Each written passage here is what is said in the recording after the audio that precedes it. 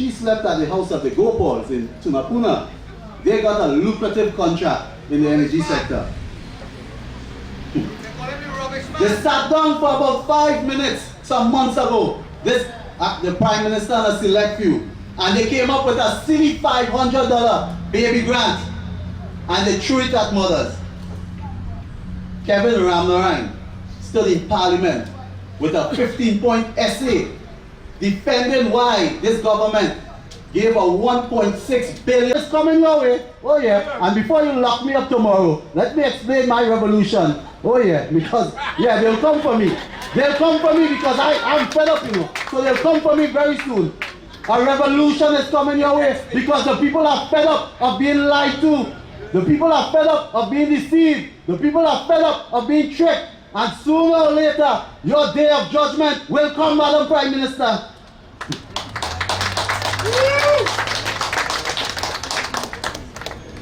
And I want them locked up by next week. I see my time is nearly up. Apparently the timekeeper is working for the People's Partnership. No, my friend. Mr. Warner, that magnificent man that he is. Every task that Mr. Warner has been given, whether the Ministry of Works, whether the Ministry of National Security, or whether in his role as the MP for Chaguanas West, every difficult task, and oh yeah, they gave him all the difficult jobs, but every task Mr. Warner has been given, he answers with one word. Who can tell me that word? He says, done. Thank you, General. Every task that Mr. Warner has been given, he says, done. So I've adopted Mr. Warner's approach to the problems in this society. And with your permission, Madam Chair, I'd just like to say that our campaign, our mission statement in Lopino Bonner West, it's going to be the shortest mission statement that you ever heard. Together we must. Together we must. If you're tired of being ignored by government and you want a change, come to the ILP. Because we at the ILP, we are saying we're going to make that change. We're going to make a difference. But together, we must make that difference. If you're tired of your women, your sisters, your mothers dying, and your babies too, dying at maternity wards in our hospitals, we are saying, come to the ILP because we have the solution. And together, we must change this problem that is plaguing our health institutions. If you're fed up of one sector of this society being treated better than all of us, I'm saying to you, come to the ILP, because at the ILP and at Lopino Bonner West, we are saying no matter what the problem, we are going to solve it. But together, we must. So in closing, I'm going to ask you, and I'm going to invite you, come see us at our offices at Lopino Bonner West. Come see us at our offices, Chaguanas, South, Port of Spain, East-West Corridor, Sandy Grande. You come talk to the ILP. Because we are the ILP. We are saying that it's time to make a difference. And together, we must. I thank you. She took up the post as chairman of the ILP. Let's bring on Mrs. Rita Ramjit.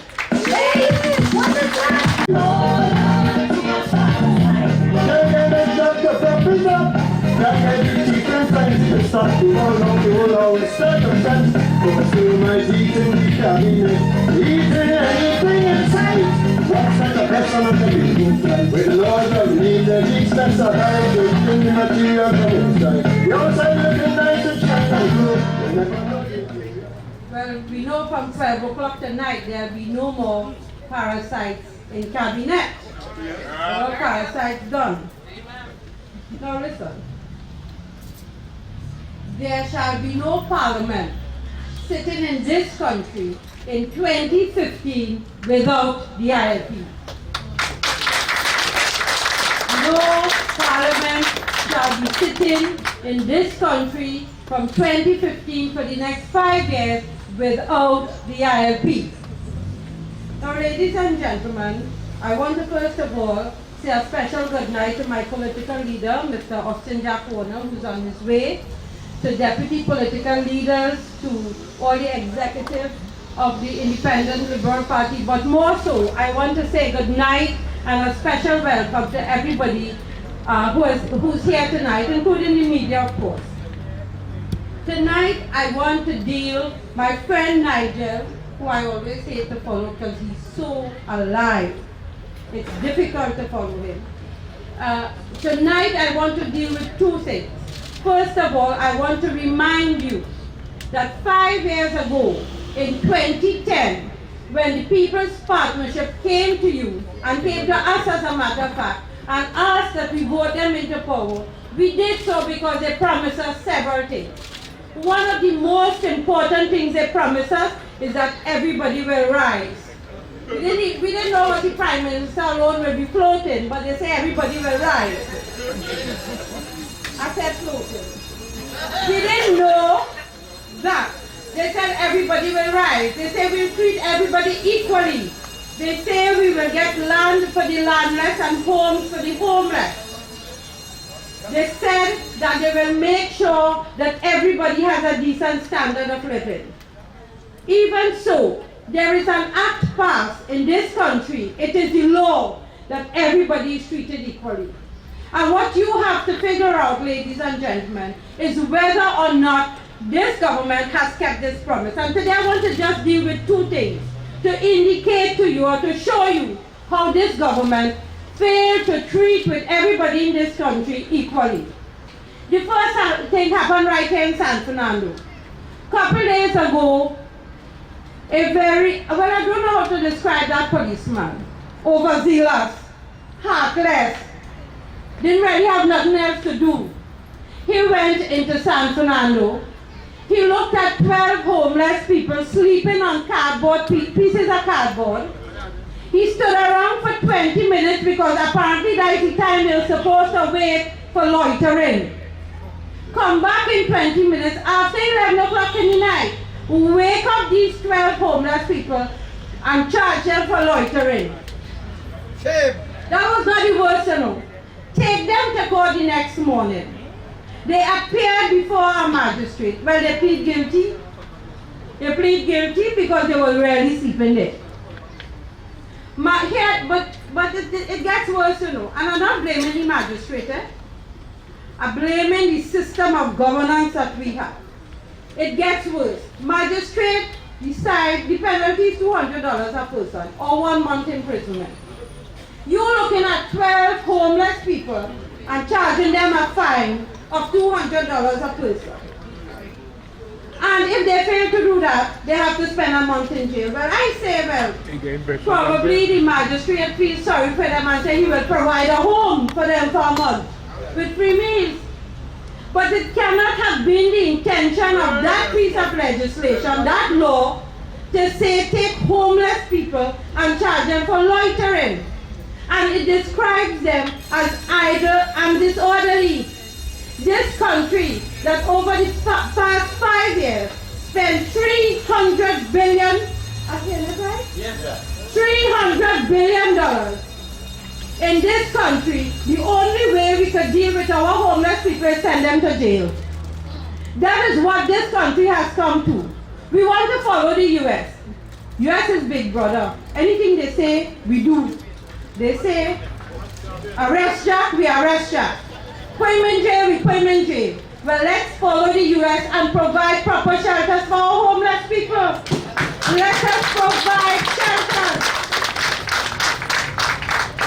But you know, this government never did anything. They promised us, you know, homes for the homeless, land for the landless. And this Prime Minister gone up in Diego Martin and said, well, yes, we'll help you.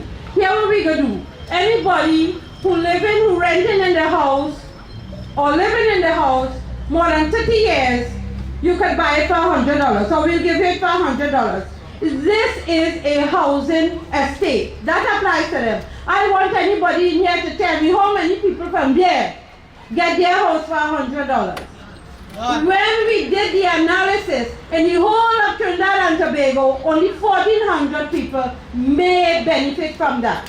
1,400 may benefit because they didn't clear up the rules yet. So it is more than likely over the whole of Trinidad and Tobago, that thing that she went up on stage and get a wax and say might only benefit 500 or 600 people. But that is how this country dealing with the homeless. I tell you that is the Independent Liberal Party will deal with it differently. And the reason we deal with it differently is we start with regularizing people's ownership of their land. And this strippiness about a certificate of comfort that does not give you an interest in your land, we will, as our political leader will say, that's done. That's done. What we are going to make sure, listen, under the present system, a certificate of comfort does not give you any interest in the land. So if you have a certificate of comfort for 17 years, and you're waiting for your certificate of comfort will give you, your children and your grandchildren an interest in the land. And that's how we start to deal with ownership of land, with landless and homeless. Now, that is one level of equality or inequality, because Prime Minister so good. That is how we treating our people who are disadvantaged, who cannot help themselves. That is what we do with them. We put them in jail. So instead of providing housing, she said, okay, send them in an overcrowded jail. While she, of course, out of the, no, Mr. Gary Griffith said, I not his voice. It's almost like how they said that wasn't Anil. But anyway, what Gary Griffith said and what was played on the media, or as, let me rephrase that. I don't want to put on court clothes just yet. What he said was, a voice resembling his said, but the Prime Minister have a 5-day weekend. She has come up to work from Wednesday to Friday, and from Friday to Wednesday is her weekend. And now she is drawing that kind of salary for a 5-day weekend or a 2-day work week.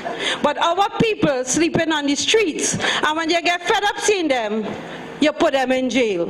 I'm not talking about whether or not the plant material resembling marijuana was found there. That's not my point. Here what my point is.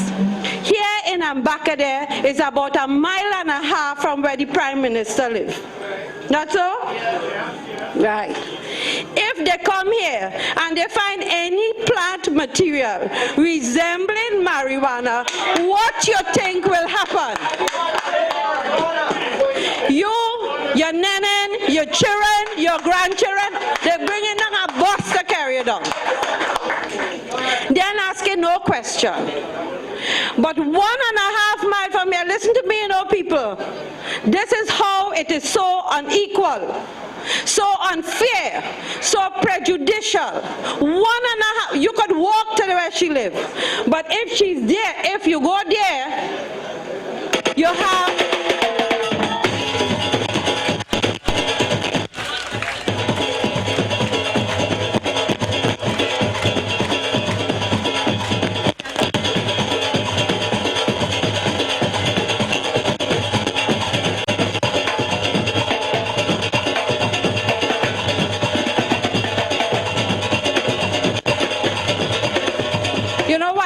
political leader, unassuming, everyday, ordinary, Jack Warner, gently walks in and takes a seat. Political leader, very good afternoon, very good evening. He had to come down in no jet. Was jet or what? Helicopter. Well, I don't know the difference. Because some people don't know the difference between 5 grams and 4 ounces. So how you want me to know the difference between jet and helicopter? If them could make mistake, who is me? Yeah. Right? So here come down in no jet.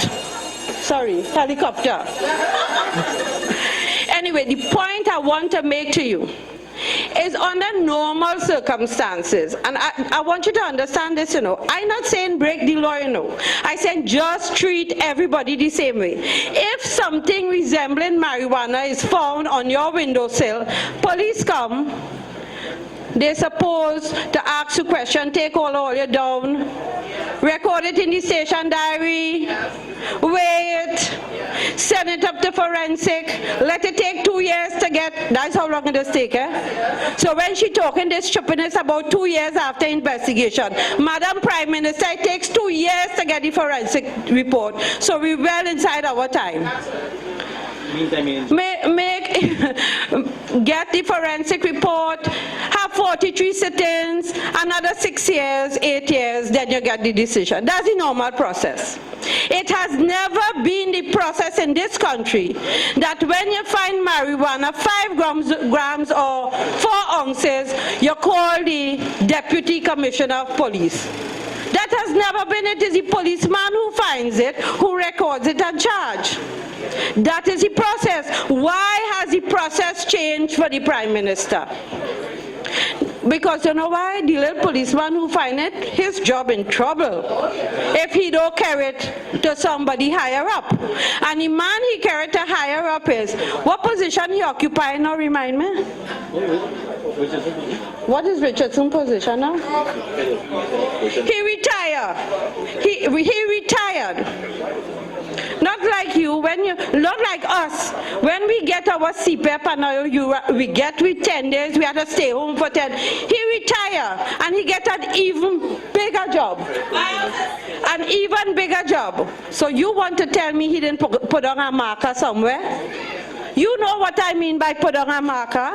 Let me hold this for you and you go give me something when I retire. I am saying that is my interpretation of what it is happened there. But I want to get back to why it's so unequal. Oh, he's head of the National Operations Center and he makes $55,000 a month? Are you sure that's a month? Oh my goodness. Right, so all you see, for maybe 4 ounces of marijuana or maybe 5 grams of marijuana, I end up getting $55,000 a month. So why I wouldn't do something about it, or why he didn't do something about it. But I want, you see, a lot of people saying, well, they say it's for trafficking. When Mr. Warner said he was told by Mr. Richardson that it was for trafficking, that cannot be true. And they said that cannot be true because the Act say it's supposed to be a kilo. They didn't read the Act properly. I am telling you, they didn't read the Act properly.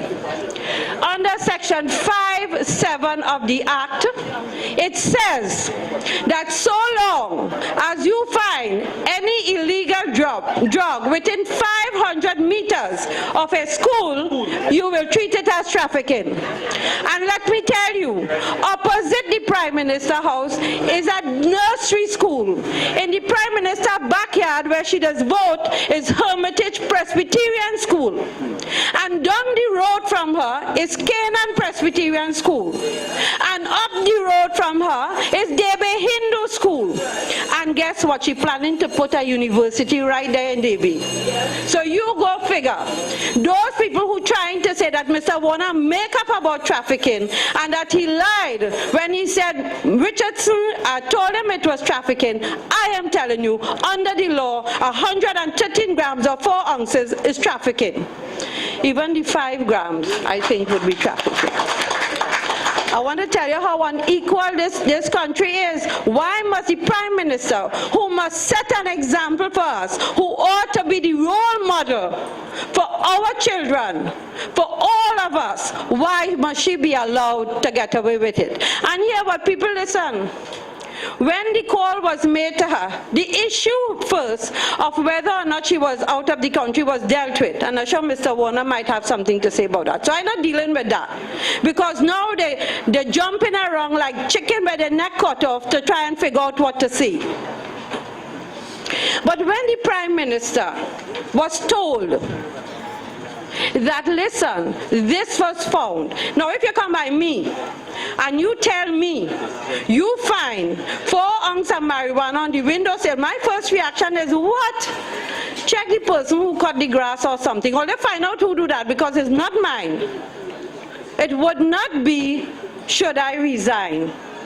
It would not be, because from the time I say, should I resign, the implication is I'm taking responsibility for it. As the Prime Minister, she should have said, listen to me, I have all the security out there, all you better turn Trinidad upside down and find out who's trying to set me up. Correct. Instead, what she says, should I resign? I'm not saying she's guilty, I'm just saying, listen to what the lady's saying. Listen, and then she comes now, well, the whole story changed. The story now is, well, there is a report regarding a 5 grams found in a gazebo in one of the male bathroom. And she says, I am so horrified. I'm so horrified. There's going to be an investigation. So she meaning to tell me, and she meaning to tell you, that the only time she heard about that 5 grams or 4 ounces or whatever it is was 2 days ago. Why wasn't she horrified to ask for an investigation 2 years ago? Why? You now get horrified. You are trying to tell me that all your security people did not tell you about that? And Gary Griffith. I want to touch on Gary Griffith.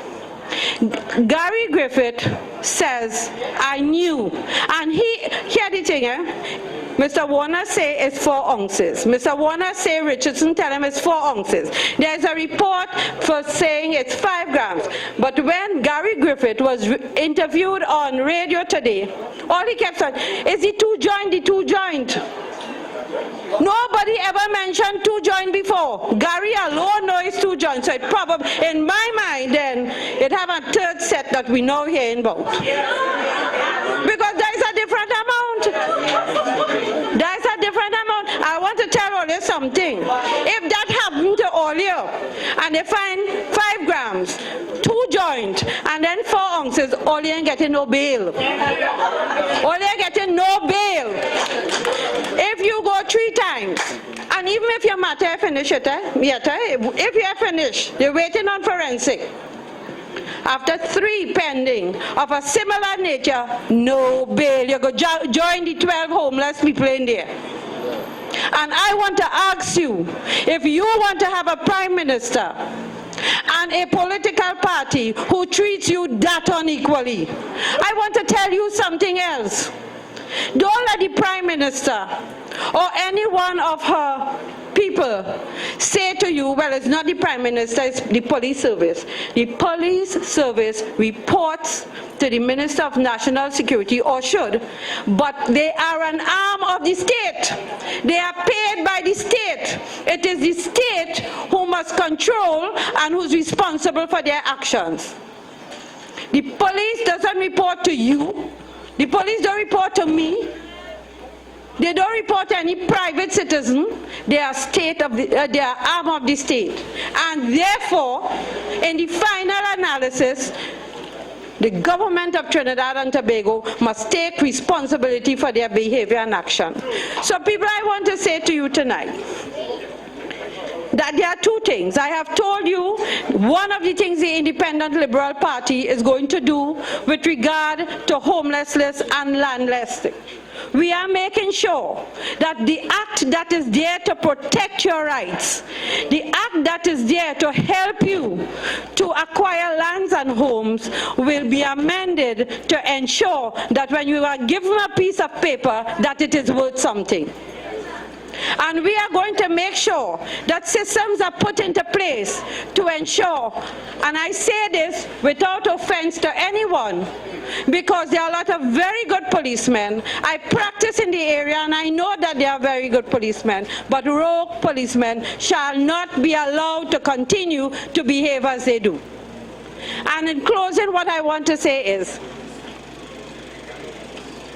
that there have been many statements about Mr. Warner being part of a cover-up. Happened on the 19th, he was out of the cabinet on the 21st. You make what you will of that. But more importantly, the only people who could charge somebody and investigate a criminal offense in this country is the police.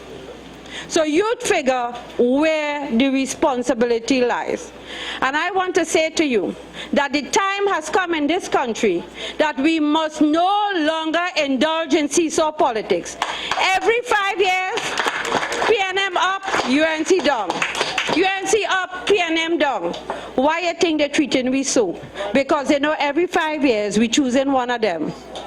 It's about time that we make the difference and we say, no, we're not accepting that. In the words of my political leader, that done. So ladies and gentlemen, thank you very, very much for your attention tonight. Hey, what is that? Like it's parasites or? Chairman and folks, I wouldn't waste any more time. Let's get straight to the order of business for this evening. You are all here this evening. You're all here this evening because you are interested in hearing what the next speaker in particular has to say.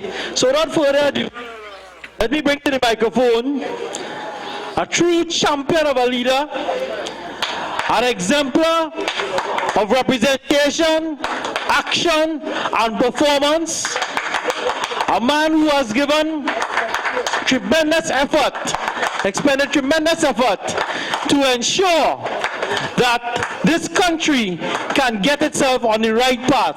I give you the political leader of the ILP, the Honorable Jack Warner.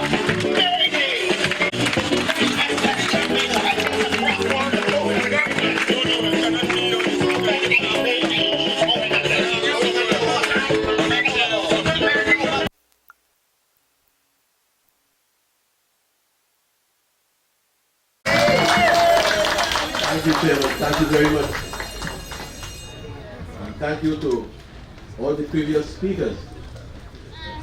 And to you who are here tonight in Embacadere, in San Fernando West, listening to this meeting, as well as those of you on Warner TV, and tonight, 91.9 after 10. I want to say to you tonight that I am very pleased, very, very pleased, not only with your attendance, but by the quality of the speakers. And what is important for me, as I look back, is to come to Embacadere and say to the people here, I'm sorry. Because again, in Embacadere, we have failed the people. In 2010, when I came here with Carolyn Tibasat Becher, we told the people of this section of San Fernando, we told them that we would have improved their lives. We told them that we would have given them sport facilities, basketball courts and so on. We told them that we would repair their homes and even move some of them to bigger homes. We told them that we would help to bring down crime and to reduce unemployment. All in this area, we told them so. And 5 years later, nothing has been done. So therefore, in some ways, I too take the blame, because like you, I too was fooled. I too was fooled into believing that this dream that we had in 2010, the dream of a country that would be more prosperous, less corrupt, a country where the races will live in harmony, I thought that that would have been realized by 2015. Sadly, today, in many ways, we are worse off today than we were in 2010. As a young man, I used to look up to Dr. Eric Williams as Prime Minister of Trinidad and Tobago. As a young man, especially in his early days, I say I want to be like he. I'm sure there are many of you who will say the same thing about Ina Robinson. You want to be like him. Others also would have said they want to be like George Chambers. unassuming, honest, straightforward. And many more would have said, they want to be like Pandey. If Pandey come here, no, this whole place lights up. Because Pandey's charisma is unparalleled. Unparalleled. So many persons, therefore, would have want to say that they want to be like their leader, their political leader, their prime minister. But today, if anybody says they want to be like Kamla, they're a madman. If anybody wants to be like Kamla in this country, you have to be a madman. A woman. When I was there in 2010, like you, my friends, 2010, I thought that Kamla was the best answer to the country. I was happy to have a woman as our first prime minister. I was happy to have a woman who had been our first attorney general. And I was saying, like many of you, better days are coming. I said so. I did not know that this first female prime minister would also have been the first woman to have led a government as corrupt as this one. I did not know then that this first female prime minister would have been one that would have led this country along the most divided, or the most divisive section you can find. Today the races here are more polarized than they ever have been, thanks to Kamla. I did not know then that this first prime minister would have been the person who would have had the record for having fired 24 ministers and having one retired. I did not know. I did not know that this prime minister, this first female prime minister, would have been so blind to the fact that she would have been a devoted follower of Satmaraj. I did not know. In 2010, I did not know that this prime minister would have brought in Devant Maraj in her cabinet, and in doing so, she would have brought in what represents the epitome of racism in this country, Devant Maraj. I did not know. But all those things I could have passed. But I did not know that this prime minister had ganja and marijuana in her home. I did not know. And let me tell you something. I won't tell you again, as I said last night. I kept this for 2 years. For 2 years. And this is not revenge, not vengeance. For 2 years I kept this because I felt that Kamla was a victim of the cabal. And therefore I blame Suruj and Munilal. I still blame them. They are disgraced as parliamentarians, as ministers. But I used to blame them. But I tell you, the blame stopped. The function, the blame must go to Kamla. In other words, my grandma told me, a fish never rots from the tail. A fish rots from the head. And Kamla, as a fish, is as rotten as ever.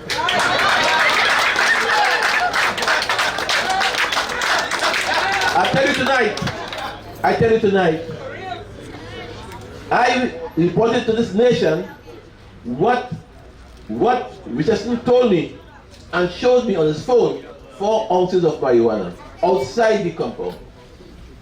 After 3-4 days of hemming and hawing, the Prime Minister makes a release that says it was outside her compound, the area where, of course, the security forces patrol and so on, and she was out of the country. Exactly what I said. They could dance if they want, pick out whatever date they want. The date they want to pick is not relevant. What is relevant, 4 ounces of marijuana were found under the sill at 7 in the morning. And then today I read where 5 grams were found in the male toilet in the gazebo. So therefore there are 2 sets of marijuana. One found on the 12th and one found on the 19th. And 2 joints I just heard about. So now In Kamla's compound, you had 3 sets of marijuana. Gary Griffith says 2 joints. I didn't know about. I was told 4 ounces on the 12th and showed the picture by Richardson on the 12th. And then Google discovered on the 19th somebody made toilet. But I'll tell you this tonight. For the first time, I want to tell you this. Kamla has 2 homes. One in Philippines and one in St. Clair, diplomatic center. Diplomatic center, thank God. 3 homes. I don't want to see her yet. That's why I'm laughing. She has 2 homes. I tell you, they have found marijuana and ganja in one, but it's smoking in 2. And I'll tell you more. I will tell you more as we go along. I have no problem with that. When I was reading, a friend from Belgium sent me from Belgium. Yes, sent me today a WhatsApp and said, go to the Express. Look on page 24 of Monday Express. What do you see? You in Belgium telling me go to the Express. Monday 15, page 24. So I went. I went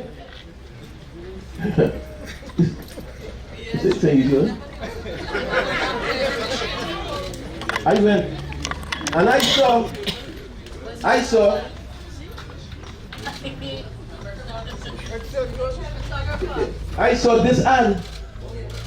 this ad, and the ad says the sign of a victory, but just below the ad, they say get stoned today.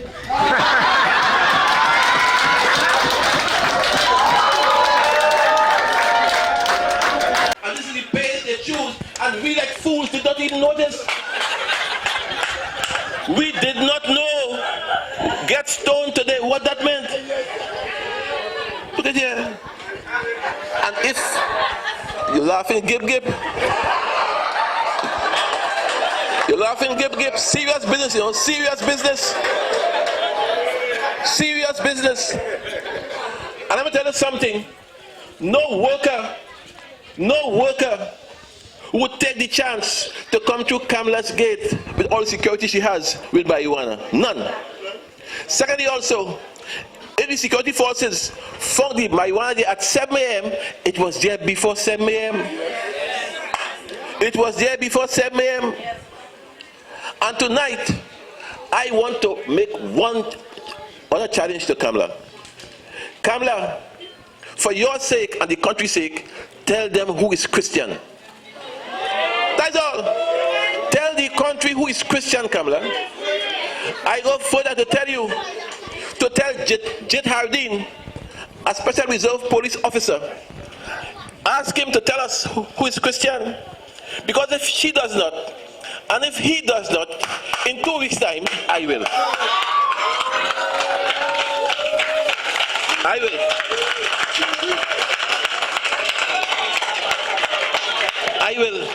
I gave them 24 hours to talk about the marijuana. They didn't talk about it. I talked about it yesterday. Tonight I gave them 2 weeks. Tell the country who is Christian. You see, the point is you have to understand that what Kamla has done is to violate the sanctity of a prime minister's home. You could never have found Eric Williams. Never. With all his faults, you could never have found Eric Williams coming close to ganja. You couldn't find Chambers. You couldn't find Robbie. You couldn't find Bass. You couldn't find Manning. In fact, Manning was one of the most graceful of all. He dressed the part, he acted the part, and so on. You couldn't find Manning in that nonsense. And therefore, I'm saying, if these guys had lifted the bar so high, Kamla, why do you bring it so low? Why do you bring it so low? And therefore, we are making the point to you tonight that this issue will not rest. I said to you before, I say again, friends, listen to me clearly. The issue of the marijuana is a small issue in the light of those that have to come. And the time has come for the real Kamla to be exposed. Because you know what? She's asking to be re-elected. And if in the first 5 years she could have been so bad, God help all you the second 5 years. She has to be re-elected because she's Teflon Kamla. God in front and I behind. Kamla, let God go in front and you go nowhere. Nowhere. My hands are clean. My heart is pure. My hands are clean. My hands are clean, she says. My heart is pure. She can't be serious. She couldn't be serious. And I'm saying to you also tonight, if those things are found when Kamla is not there, suppose, can you imagine what you'll find when she's here? Can you imagine when she's here? And for 3-4 days, they make it sound as if I'm a liar. For 3-4 days, they make it sound as if Dennis Wren is a liar. Her job was on the line for a start. And I couldn't take it anymore. Because far too often, far too often, there are persons in this country making excuses. Always turn this country, there are attempts to cover up. Cover up. Guy Stephen left, right, and center. Cover up. Evil is being done after evil. Cover up. And therefore, if you cover up and you continue to do so, you don't like this country. You don't like your children. We can't go on this way. No country can go on this way. And therefore, it's in this context. Tonight, I say to you, enough is enough. You have a choice, you know. You have a choice. September the 7th, you could go and vote for Kamla and the PP and take what you get. Take SIS, take alcohol, take ganja, take marijuana, take what you get. You have a choice. Or you can do the correct thing and vote for the best party in the land, the ILP.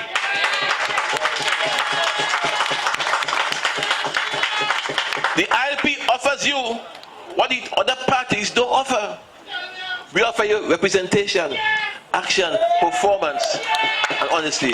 Look around you, you'll see for yourself. Look around you. Today at 2:30, Dukaran resigned. 2:30. Dukaran say he can't take it no more. But Dukaran wait almost 5 years to do that. And I said to Dukaran, it's much too late. Dukaran resigned today, and he said that the cup of today is the worst thing he has seen. Dukaran said that the cup of today is his biggest disappointment. And I agree with him. Because what he did was to give cup to Dolce, the lawyer. Another drug lord, to Dolce, the lawyer. And therefore, what you expect, Dukaran? What you expect from a spineless man as Prakash? That's right. What do you expect? And Kamla's problem is that nobody tells Kamla the truth. They tell Kamla what she wants to hear. For years, Kamla goes home on a Friday evening and comes back on a Wednesday. It's the only worker in the country that has a 5-day weekend. A 5-day weekend. And don't ask me, ask Gary, I didn't say so. I know that. I know that. And when, of course, she can't make it in town on Wednesday, she called a meeting in Chancery Lane Hospital on Thursday. On Thursday. I have never seen that in my life. You asked for the job as Prime Minister. You asked to be head of a government. And you have refused to serve. You have abdicated your responsibility to this country. You have done that, Kamla. And no amount of spin, friends, no amount of spin could change that. You know, tomorrow you'll hear all kinds of things. She call on your phone and they talk to you at 8 p.m. She send text messages and so on because her spin doctor on US, right? It's working mile a minute to do the impossible. To do the impossible. He's the highest paid man in the country, of course. I understand that. But at some point in time, you have to understand that you have to be fair to the people. All of you, put your faith in Kamla. Wasn't me alone. They blame me, yes, I take the blame. But she couldn't win with one vote. That's right. She couldn't win with one vote. And therefore, all of you who are hiding now because of shame and guilt, I say stand up and be counted. But don't stand now. stand on the 7th of September and be counted after 6 p.m. For the ILP, of course. For the ILP, of course. You have to bear in mind that we now are at the crossroads. We as a country, we are at the crossroads. And you could either sink or float depending on what you do with this finger. This finger. And you could tell me, I went today throughout the Commonwealth. Today I went throughout the Commonwealth to find out if any Prime Minister anywhere in the Commonwealth ever had ganja in the house. There was not a single one. Last Friday in Parliament, Kamla was telling me at the media how Gypsy gave her tune. My melody, shame and scandal in the family. I told Kamla then, Kamla, today is the shame, but tomorrow is the scandal. And you'll hear. All right, I will stop now. All this rain. Oh, come on. I don't want to get wet, man. The rain, there's blessing in disguise. About the friends, I'm saying to you, you have to do the correct thing. You can't ask her to be like Marion Barry, she won't be. But you can have a chance to put her out from where she is. And you have to vote her out. You have to. And don't expect that you'll get at every meeting like this a bacchanal piece. Because no, the bacchanal has to be timed. Because you have bacchanal until September the 6th. You have it September the 6th, and they'll get bigger and bigger and bigger. I tell you, when I bust the last one, we're dead, badly wounded.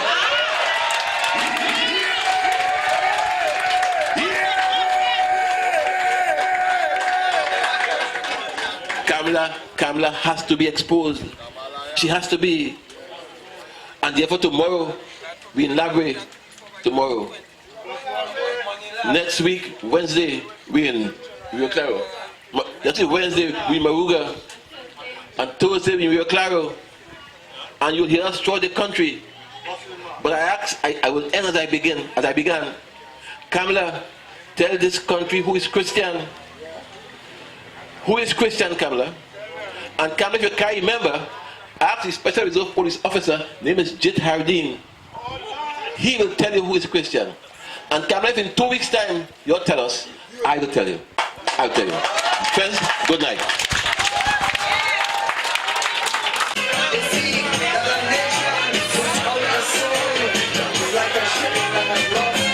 Let's get a round of applause to the Honorable Jefferson Water. Let's go. We have a special performance for you this evening. So please don't go just as yet. We have a gentleman who is going to perform for us one of the campaign songs that we have. His name is Nico. He's from Kaiso Showcase, Clifton South, and he is the singer of Political Parasite. She bunch of parasite. Mr. Lecter, run the trap. Hey, what is that? Like a parasite song.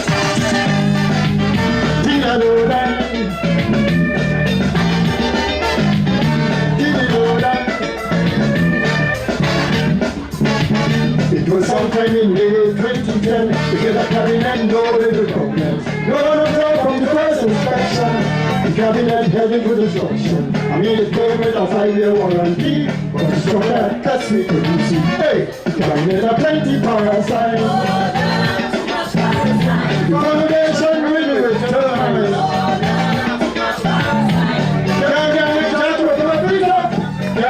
Different friends in the slot, they don't know the whole stuff in front. Customers eating the cabinet, eating anything in sight. What's such a person to be moved like? With a lot of meat and each specified, they eating the material inside. The outside looking nice with China blue, you never know the interior. Now and then when the leaders start to wrench, after when they end up on a back bench, hey, the cabinet are plenty parasite.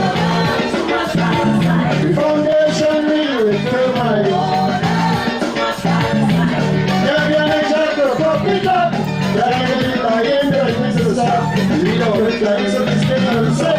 Too much heat on the cabinet. They can see it as greedy. One with a squeeze of a man pity. Theodora.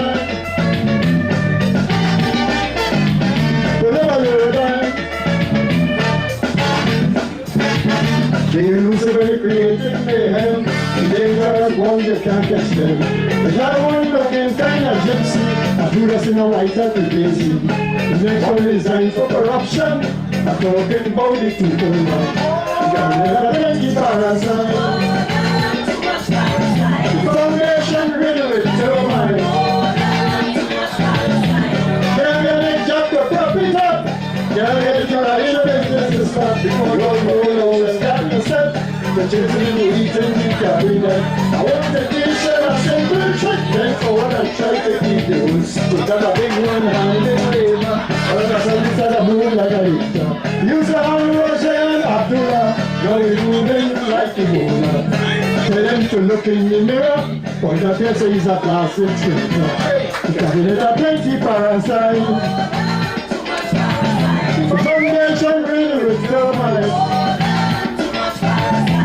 Can't get a job to prop it up. Can't get the lion business to stop. The same cause you the just greedy. Telling me the damn greedy. They're trying to beat the next election, so we have to get rid of them in the corner. Now me I helping our friend. Keep up the fire.